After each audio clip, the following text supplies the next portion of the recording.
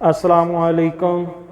Bata کی کہانی آج سے 400 سال پہلے سن 1620 میں چیکو سلو واقعہ کے ایک چھوٹے سے گاؤں سے شروع ہوئی، جہاں باٹا نامی خاندان نے موچی کا کام شروع کیا۔ باٹا تھا یہ خاندان 400 سال سے اسی جگہ جوتا بنانے کا کام کر رہا تھا۔ بالآخر اس خاندان کی 8ویں پیڑھی میں ایک نوجوان جس کا نام تھامس جارج باٹا تھا، اس نے 1894 میں اپنے آباء و اجداد کے پیشے کو بڑے پیمانے پر شروع کرنے کا فیصلہ کیا۔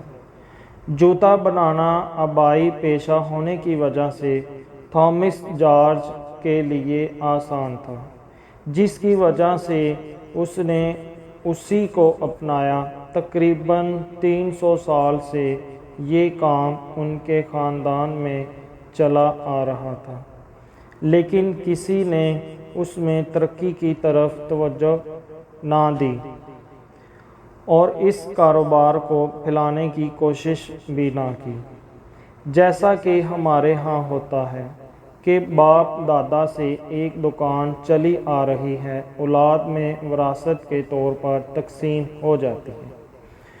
وہ دکان بڑی ہونے کی بجائے مزید ٹکڑوں میں بٹ جاتی ہے، لیکن کسی کو یہ خیال نہیں آتا کہ اس کاروبار کو پھیلایا اور بڑھایا بھی جا سکتا ہے۔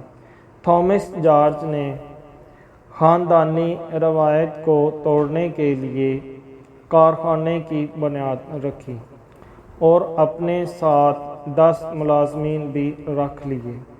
تقریباً 1 سال یہ کام چلا ہوگا کہ تھامس جارج قرض کے بوجھ تلے دبنے لگا اور مالی پریشانیوں نے اسے آ گھیرا۔